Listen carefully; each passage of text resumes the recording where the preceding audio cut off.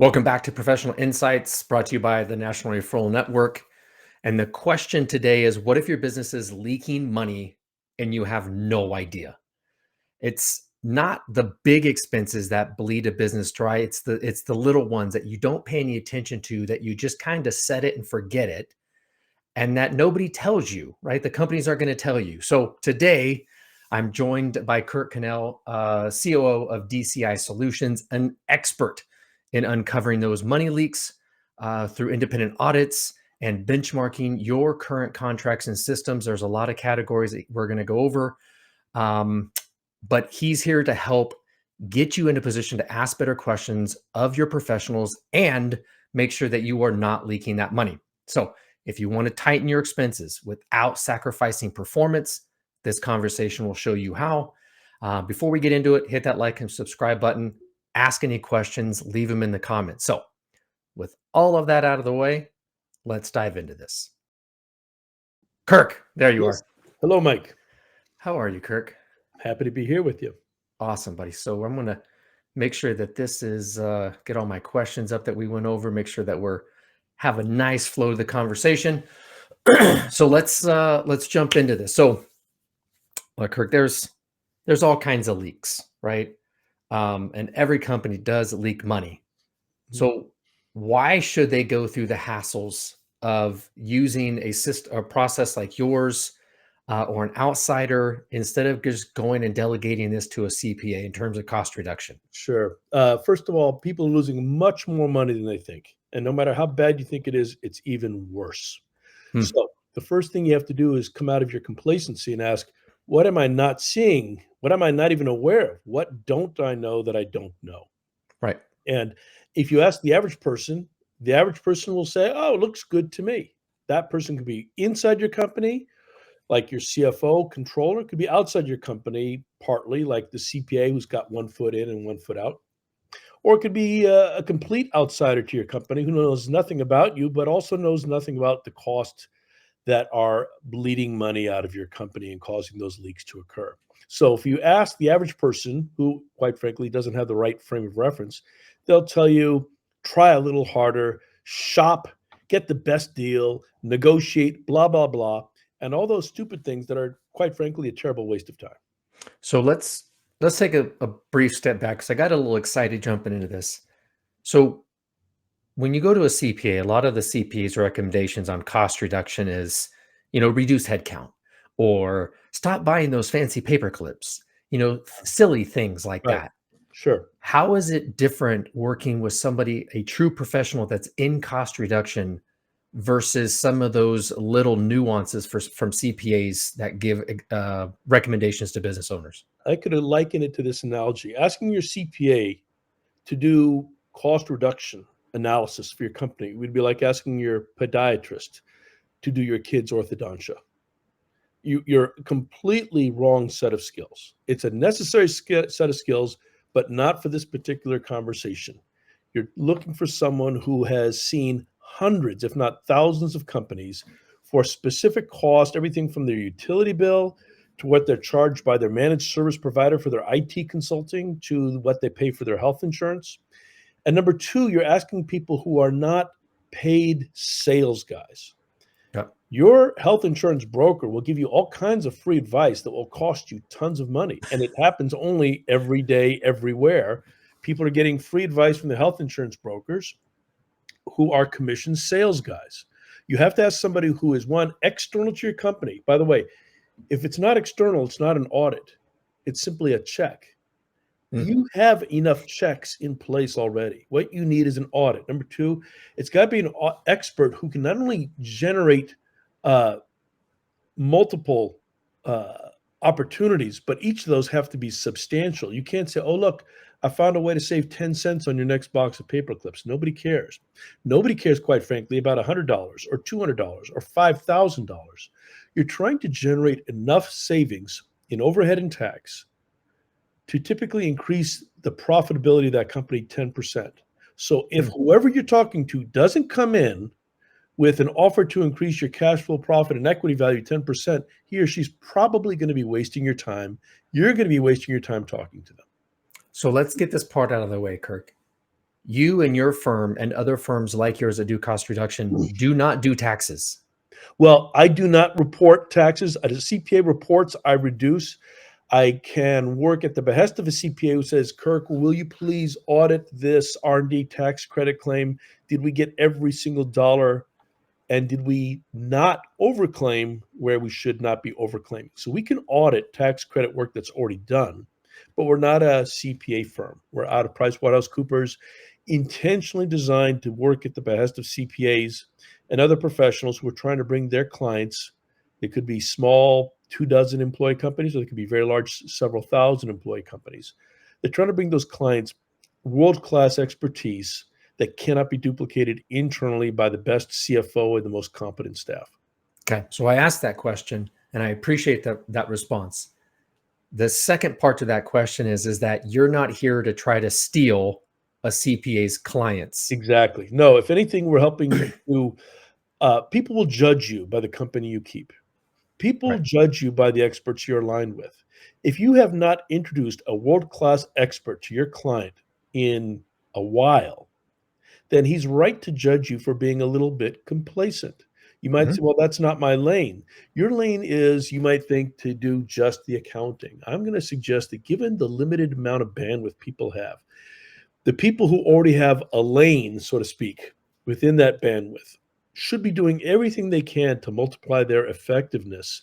So when the client is talking to the CPA should know something about banking. He should know something about freight.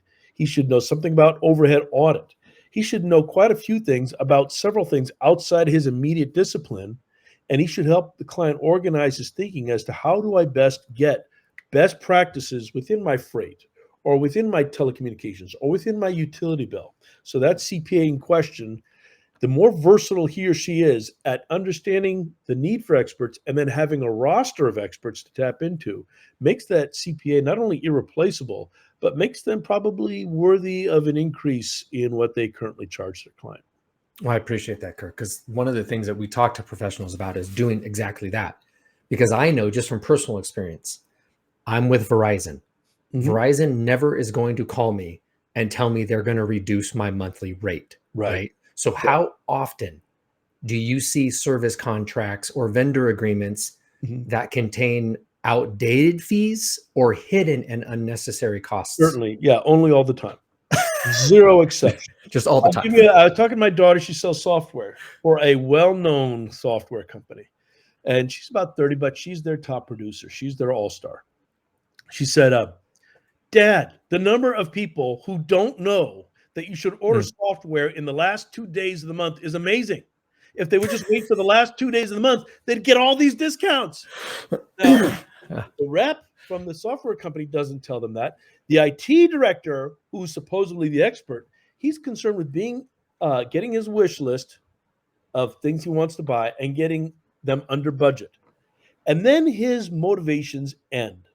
Because unless the CEO tells the CIO, I'm going to give you a bonus for figuring out how to save me $500,000 this year on IT expenses. If you don't put a bounty on great ideas, you're not so likely to get those great ideas and insights. So this applies not just to the CIO, CTO, it applies to everybody within the organization. If there's not a vested financial interest in a six-figure gain, they tend to get too busy when a company like DCI even mentions the prospect of six-figure Mm. gains because there's no money in it for them. It's just another thing to think about. So, Kirk, it's interesting that you mentioned that. I was watching a video today of a gentleman who owns a multi-million dollar media company out of Mhm. London. Right? And he's very entrenched into this AI movement. And he is now offered a $20,000 bounty for any employee, as many employees Yeah. that can look at a job and implement AI. And Wow. so, not saying he wants to cut employees, but before a hiring manager or a department head or anybody else wants to hire a single person, they also need to come up with all of the AI tools Mhm. that would replace that individual. And his theory, Kirk, is that 20,000 is a drop in the bucket It because sure is. I could save millions Right. in operating 100% agree. costs. So think of it this way. In the old days, the town sheriff would have to deputize people to go out Mhm. into the hills, the badlands, and to find the bandits. To do that, they'd put up the wanted, dead or alive. That's part of the American folklore. What we're saying now is no bounty, no bandit. Hmm. You want these bandits up in the hills that don't just walk down the middle of Main Street saying, "Here I am, arrest me. I can't wait to be in jail."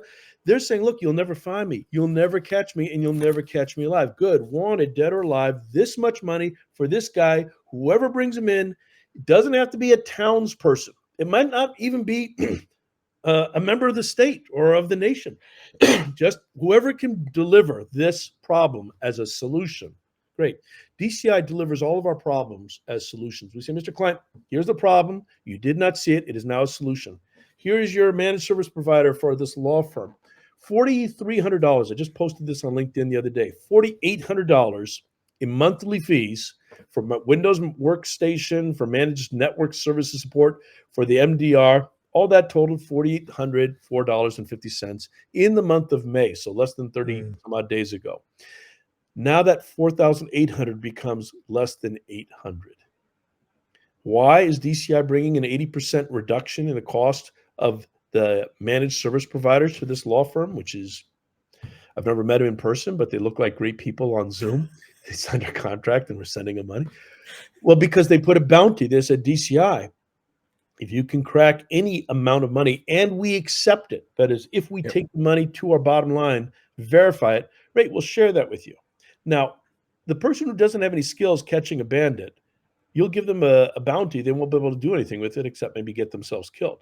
Mhm. But if you give somebody a bounty who is a trained scout, a hunter, who knows exactly where the bandits are, how to apprehend them without doing collateral damage, that is, without offending your vendors, without upsetting your quality and everything else, same quality, same happiness, same everything, and a dramatic, substantial reduction in cost. And by that, I mean a 10% increase in your cash flow, profit, and equity value that results from these, let's say, the top 5 bandits being brought in, being brought to justice.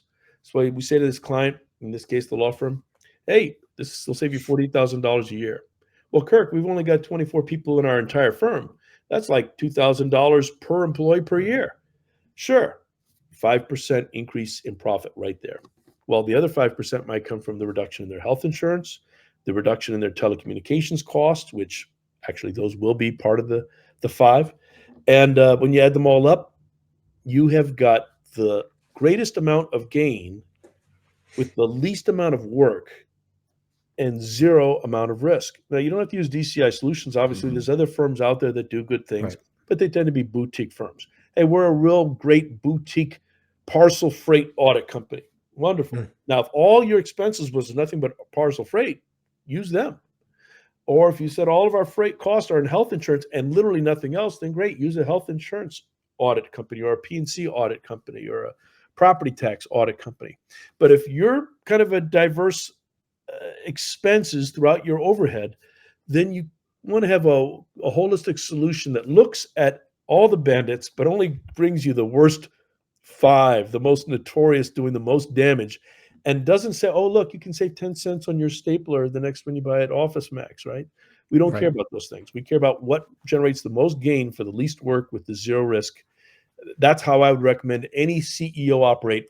And then also realize that those skills, his CFO better not have those skills, because if his CFO did, his CFO's in the wrong job. Okay. The So CFO ought to you be working. mentioned a couple, right? You mentioned freight, you mentioned healthcare. I mean, you mentioned a few things in that. Sure. Are there any industries or types of businesses that are more vulnerable or may not be applicable here? Yeah, I would say types of business, uh, companies that have very little overhead to start with, right? Okay. If you just had day laborers, you'd have work comp. If you were a large company with day laborers, you'd have work comp and you'd have to have health insurance. And you'd have to have a few other maybe attending expenses.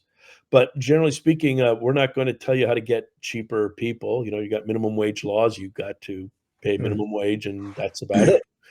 Uh, so the only way you'd save money is by going to things like AI, perhaps.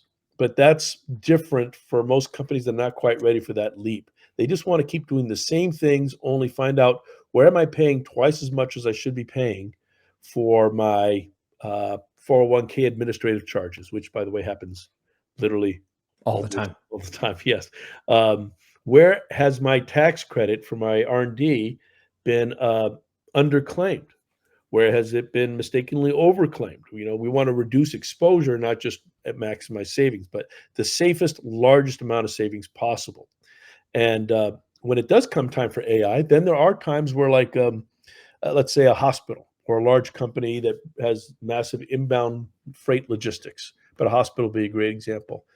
One of the posts we put up lately was that AI replaces OptiFreight, VPL, Trios, which are 90% of the inbound freight logistics providers, 3PLs as they're called, third-party logistics providers. And what it means is the 25% margin that all of these inbound freight logistics experts charge will drop from 25% markup to 2.5%. Mm. The AI is going to replace 3PL to the point where common 3PL companies today, you will not even hear about them 10 years from now, right? Just it's that fresh, that new, but that substantial that you can not only reduce cost, but you can reduce your unmatched PO to invoice ratio so that instead of having 12% still unmatched on your best efforts, you get it down to 0%. So there's accounting functions, there's logistics functions, operational improvements. There's a ton of things that people don't know they don't know that may not have even existed 3 or 4 years ago and will be commonplace a dozen years from now. But you want to try and learn about these things today while you can make best possible use of them. So, Kirk, I mean, there's a lot of things that are shifting in the market across the board. Right. And yet there's still a tremendous amount of resistance from not only business owners, but also CPAs to go through these processes. Why is that? If you're going to recover, let's just say that example you gave a little bit ago, $2,000 per employee, Mhm. and there were 24 employees, that's not a small amount of money. No. Why do business owners resist the process, and why do CPAs typically put a kibosh on it? Well, I'll say there's a couple reasons. People lose their fire at a certain point in their career. At a certain point in your success trajectory, you stop trying. The guy that ran every day and was working out, sometimes by the time he hits his 50s, he's relaxed. He's in his pickleball years, right? And he's just not pushing as hard. He's a little soft, but Yeah. he feels like he's earned that. Fine. But if you want to bring energy into your organization, if you want to breathe vitality into the lives of other people who are at the beginning of their career arc, you've got to bring something to the table fresh and new and proven. You can't bring mere theory. So I usually encourage folks not to believe promises, but to look at actual before and after results. One of the questions that you can test any other professional is this: tell me what you do that makes you uniquely better than everyone else who says they do the exact same thing. If you're a CPA or if you're an attorney, if you're an advisor in any capacity, I would encourage you to brace yourself good and hard with that one question. Mhm. What do I do? What does my firm do? What do my partners and I all do that makes us uniquely better than everyone else who claims to do the exact same thing? And if you can't go boom, boom, boom, boom, then I'm going to suggest you're not quite um, at the top of your game. Right. And you want to be at the top of your game, whether you're 25 or 65. You want to be, I believe, always at your newest apex, always climbing, always ascending. You only get there, though, uh, with other people around you. So I was talking to an expert who's extremely good at what he does. And at the end of our time together, I said, look, my goal is twofold. One, you can be part of the DCI team, but two, I can make you better because I've had people making me better. There's a mutual accountability that says, let's not settle for the schlock. Let's not settle for the ordinary. Oh, isn't that nice? Let's not be easily impressed. Actually, let's be quite hard on ourselves. Let's be realistically severe. For some people, that's scary. Too Right. bad. But for people that really thirst for something higher and better, we've designed DCI Solutions over the last 22 years, since May of 2003 that I've been here, to be realistically severe with ourselves and say, don't talk about saving people some money. Nobody cares. Tell them you are going to increase their cash flow, profit, equity value 10%. So the company that's worth 50 million on Monday is worth 55 million on Friday. And if you're an accountant, don't tell people you're going to do their books. If you're an Right. attorney, don't tell people you're going to get them in compliance. Don't settle for the mere mediocrity that most others do. Try to ask yourself, what can I do that makes me utterly irreplaceable to this guy? If this guy were in a knife fight in a dark alley, I'd be his one guy. You have to think about it that if you only had one guy to back you in the world of business, you're knife fighting every day. Who's that one guy, that one resource that's not only perfectly honest, but extremely capable across a broad range of disciplines? And if he can't do it, he's got the guy or the firm, and he knows how to guide you to those people, those resources, so that the job ultimately gets done in the shortest time possible. If I may give one quick story, I got off the phone early today with a wealth manager. He has as one of his clients. The client is the CFO of a fast meaning speed of light growing company. Mhm. And like many private equity companies, they're buying up HVAC companies all over America. Right. So they're going from 2 companies to about 62 companies. Wow. They're gonna go to hundreds, almost 1,000 employees before they turn around and sell. So the owner, who's also the CFO, turns to him and says, "I want you to figure out what it is we can do to make this company more valuable, so we get our EBITDA times 12, EBITDA times 14, and make sure the EBITDA is a big fat number." Well, my phone call, he calls me and he says, "Hey, Kirk, I got an assignment for you. It won't be easy, but if you can hit this moving target." We just spoke with that guy today. I have not talked to the owner, I think, more than once for 5 minutes. That is the CFO, owner of the company. But I've talked to his wealth advisor, and I said, "Here is how we're gonna take your health insurance premiums and put them in a time machine and rewind the clock 12 years. Oh, wow. You're gonna see a gold quality PPO with a name brand Buca network where the family premiums in all 50 states is under $1,500 per employee per year. Not 2,500, not 3,500, less than 1,500 with a deductible of like 500 bucks. It's like Hmm. absurdly low." So he then becomes the hero because he's saying, "Look, I'm going to do all the work with DCI. I know, Kirk. You just gobble up more companies. We'll put them all in the structure for both the property and casualty here, the health insurance here.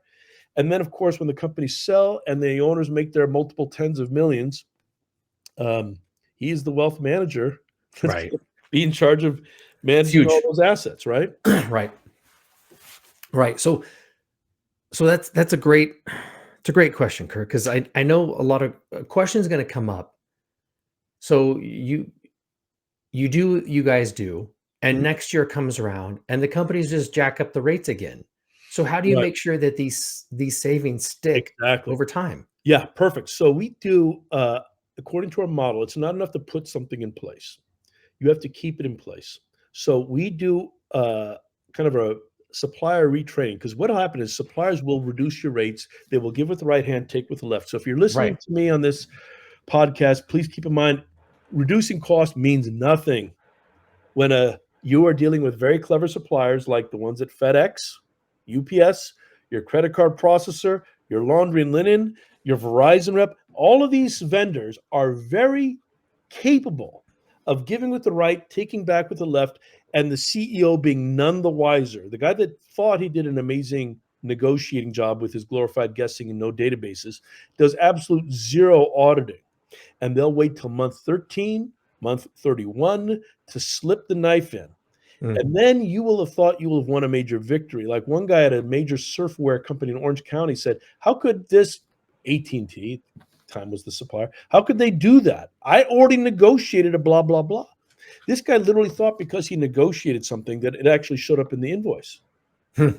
But the people who do the invoice know the guy doing the negotiating almost never checks. And if he does check, he only checks for maybe the first month or two. And then he goes on to bigger, better things. Because type A negotiators cannot be bothered with the humiliation of type B audit work, correct? Mm.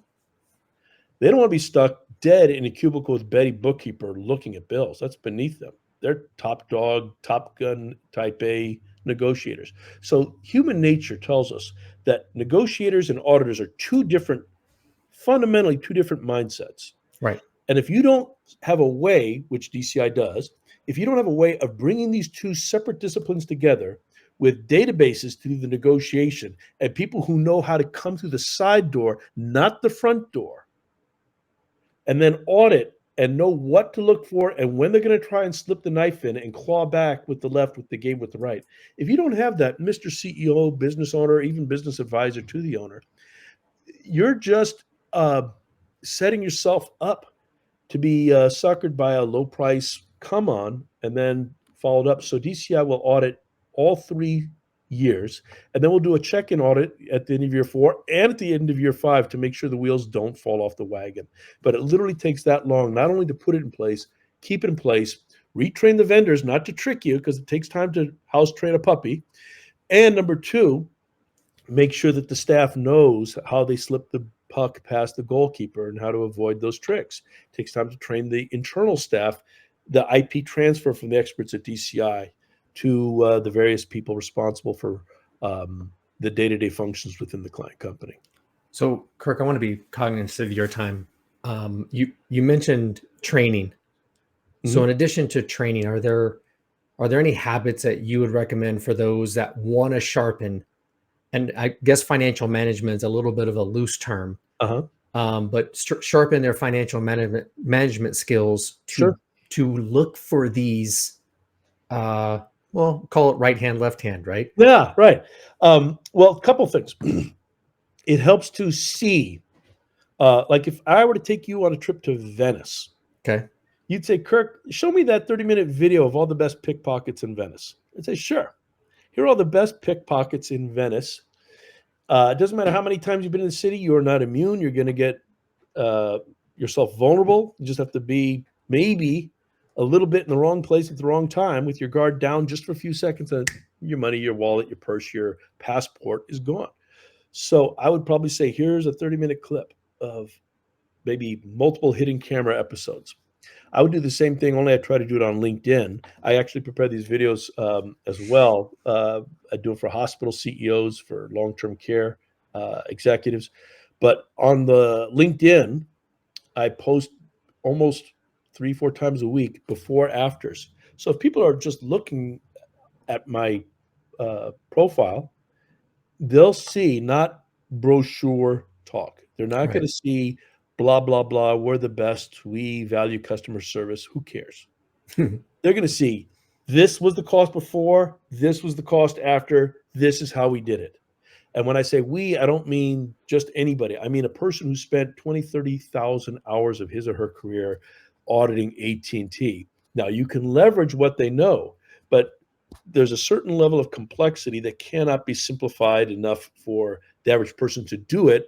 It can only be simplified enough for the average person to understand it. So the LinkedIn posts are designed to help you understand why the expert was able to do this and make a before into a much better after and create that 10% increasing cash flow, profit, equity value.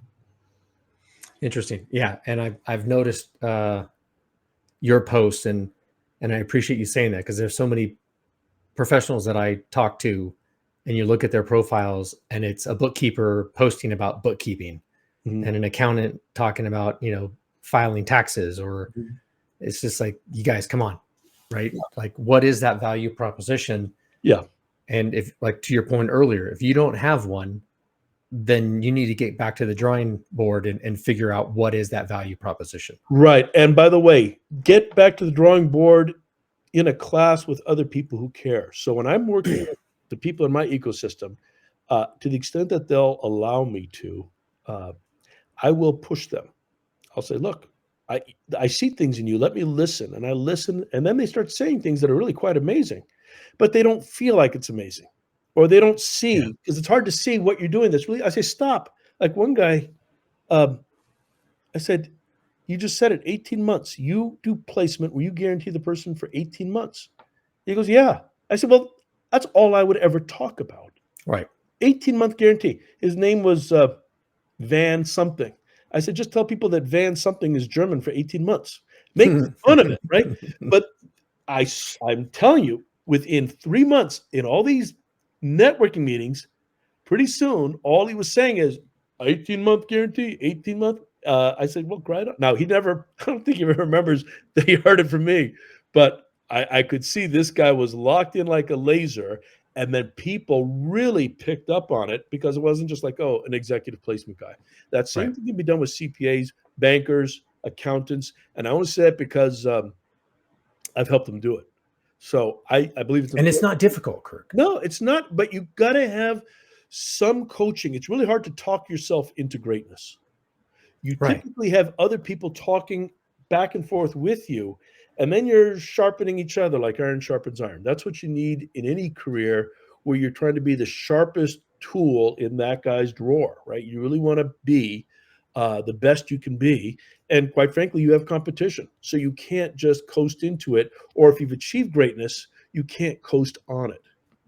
Okay. So, Kirk, competition. There's, I think, a study from a year ago. There's just over 1.2 million bookkeepers in this country. Mhm.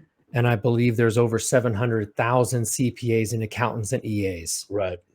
So Right. if you're listening to this Uh-huh. and you're a business owner and your CPA is not doing these things that Kirk is talking about, being proactive, Mhm. value proposition, Right. offering solutions, Kirk, I would recommend them getting a new CPA. I would recommend that they go to their next CPA and say something like this: how do you plan to vet all the resources that will make me a richer person? Go. That's all you ask. You go, bam. And if they go, Yeah. gee, And I if don't they're know, yeah, if then they're a they deer in haven't headlights, prepared move on. themselves. Yes, they haven't prepared themselves. You want to have somebody who does like Quick Draw McGraw, if you remember that cartoon character. Yeah. The bang. They go, I'll tell you how I do it. Boom, boom, boom. By the way, on a weekly basis, I make an effort, an intentional one, and usually a successful one, to talk to at least 3 different outside resources. And I'm merciless in my vetting because I want to only bring you pure gold, Mr. Future Client. Right. And I will guarantee you that as good as you may feel your current advisor set is and how valuable they are, I know in my heart that as valuable as they are, I have to be even more valuable. So I understand this is a competition for your affections and your respect. And I plan on holding, if not the number 1 spot, nothing less than number 2. You might have 15 advisors in your life. I just want to be in the top 2. If that sounds reasonable, let me in. Right. And my mentor always talks to me about getting a client is one thing. The job doesn't start until you secure the client. Mhm. And then your job is to do everything you can to Right. create the value to keep that client. Exactly. Yes. In that show, Aladdin, the Disney cartoon, there's a Yep. great musical number where Aladdin says, or Aladdin is listening to the genie sing, and the genie's first number is, "You've never, Seen a genie like this. had a friend like me," Yeah, right? yeah, that's what it is. "You've Yeah. never had a friend like me." You have no idea what kind of friend you're about to have. Now, if you're good enough to listen to Mike Clark's podcast, you want to be emblazing those words in your cranium, on your frontal lobe. I have to be in a position where I can say to my clients, in all honesty, without hype, you've never had a guy like me. You've never had a friend like me. You've never had an Right. advisor like me. I'm going to do whatever it takes to get better. So the advisor I am tomorrow is even better than advisor I am today. And then you've got to give proof. You've got to give evidence. You got to do before and afters. You got to post stuff on LinkedIn that says, I had a client like this. I told the client that. Everyone else said something else. But when the client did what I said, boom, he made all this money. He had all the success. He reduced all this risk. He had all this extra free time. And if you can't post like that, then how will people know if you don't if you set your light under a bushel? Who will see it? Right? Right. Put it for everyone to see. Well, Kirk, I appreciate you being here because speaking of light, it's one of the reasons I do these interviews is that there's a lot of things out there that I don't know. And I sat back and I talked to the co-founder one day and I said, hey, I think we should start doing weekly interviews. Oh, If I don't know it, the odds are most people don't know it. I've been in the industry a long time. And so I love having these interviews. I always learn from you guys every week on Tuesdays that I do these interviews. So Kirk, thank you. A lot of gold nuggets in this thing. Really appreciate the time. If you guys have any questions, please, Kirk's contact information is in the description. Leave the questions in the comments. And Kirk, thank you.